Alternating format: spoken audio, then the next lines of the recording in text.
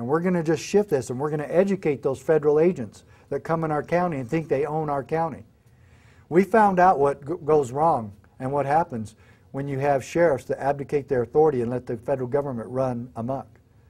We saw what happens in Ruby Ridge. We saw what happens at Waco. These people that come in and can hit and run, your sheriff isn't a hit and run guy. He lives there. It's his people. It's his community. It's his home. It's his family that lives there. And I've talked this over with Randy Weaver a lot. And he totally agrees with me that if the sheriffs had remained in charge in both Ruby Ridge and Waco, the law would still have been enforced, what little there was, and nobody would have been killed, especially federal agents. And yet everything would have been worked out and fine, and Randy would still have his wife and son and maybe grandkids now from Sam's kids, and 89 people wouldn't have had to burn to death in Waco. And this is that serious. Why? Because we're talking about our country here. And this stuff is just basic fundamentals here. It's just all right here. And this was the first book I wrote, pursuant to the Mack Prince case at the U.S. Supreme Court. And there's a quote in there from Alan Keyes that says this: "We can, the only difference between today's slavery and the slavery of the Old South is that at least the plantation owners had to pay for the chains." And folks, John Adams was asked during the Revolutionary War, can we really do this? There's some of you in here that are incredulous about what I've said and what's here. If you got a better plan, tell me, because I'm going to jump on it. Because I don't see anything more effectual, more rapid, more easy. You don't have to work with Washington is the biggest thing. You have to work with your friends in your own community to get this done. But they were facing the greatest power on earth. Maybe we are today. The one with all the armies and the weaponry. The one with all the money. With all the attorneys, with all the armies, all soldiers, and they're going to follow orders. They asked that to John Adams. How could we beat Great Britain? They got the biggest navy. We don't have any. It's the same answer today, my dear friends. Duty is ours. Results are God's.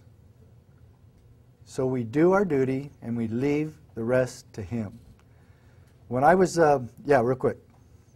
Well, what if a sheriff, a local sheriff, he refuses to comply or assist the EPA, FCC, OSHA, FBI, CIA? Great. Does he have to do what you did, have an army of lawyers ready at the Supreme Court? No, I'm glad you brought that up. Perfect. Great question. First of all, yeah, they sue us now, not us them. I wish I had never filed the lawsuit. There was a sheriff, what county was he from? Nixon, Ray Nixon, when we did the lawsuit? He was here in Montana. He gave the answer. It may have been Lincoln County. He says, I'm not doing the Brady Bill, and refused to do it. Never joined the lawsuit, and here's Prince and I spending hundreds of thousands of dollars. Cost me my re-election bid. I guess it helped Jay, but it didn't help me at all. And this is the thing I learned. There's not enough time or money to go after the federal government on every one of these deals. So make them sue us, if they will. They're not going to have time to do it either. There's not time even with them and all their money. And even if a court tells me I can't stand in their way, you know what I'll do tomorrow? I'll stand in their way. And I'll require it. And you know what? Maybe I'll give them a tour of the Mack Hotel and let them see what that's like. And I'm going to keep going, and I will uphold and defend the Constitution. I don't care what judge tells me not to. I don't care what legislature tells me not to. I don't care what federal officer tells me to. I don't care if the wife or the barber down on Main Street tells me not to do this. I'm going to keep my oath. And I'll stop keeping my oath when I get out of office. Okay? That's it. No more lawsuits. I'm not going to do any more lawsuits. I don't want any sheriff doing lawsuits. I learned 3.5, almost 4 years and $350,000 later, we won, and everybody ignored it anyway. Okay? I'm the only one that's brought it back, And yeah, Sheriff Prince was right. Now we need, after we give this to him, you can't give your sheriff courage.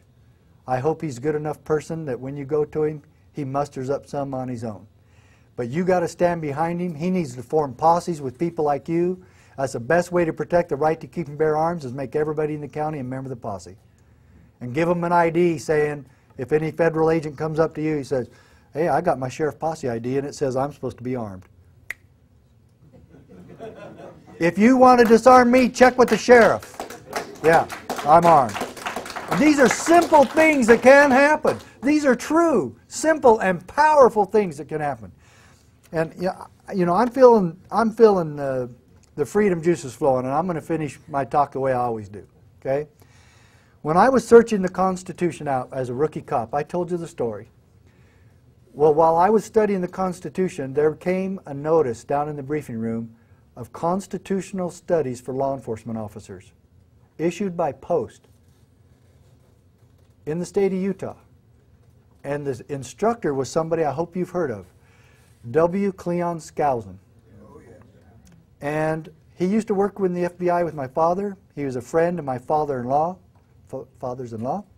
And so I went to this.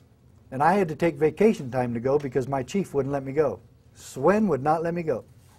And so I took off vacation. I was the only one of 240 cops that was there on my own time. And during this 2-day seminar, this frail, powerful, kind of homely man converted me to the United States Constitution. And I do mean converted. And it was a powerful religious experience for me. And I loved it. And during one time, we were in a building twice this big. He made all of us get up, and he stood up on a pedestal back here, and he took us through a kindergarten exercise. And I leave it with you as my complete devotion to you and my country, and to my kids that I've taught this to, and to my precious little Liberty, my first grandchild born 3 years ago yesterday. And her name's Liberty.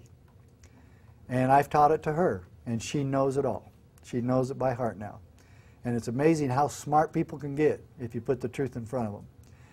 And so I leave it with you today. I'll answer questions later if you want, or come and see me while you're getting 5 or 6 more books to get these out there. And this little kindergarten exercise goes like this.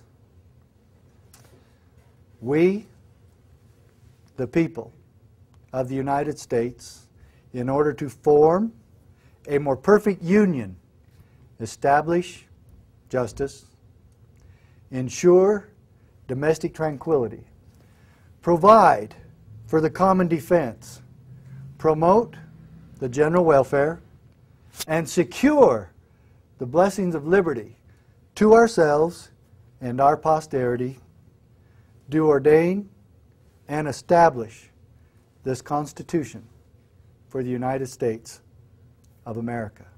And that's the eagle. Long may she be free. Thank you very much. Thank you. Thank you.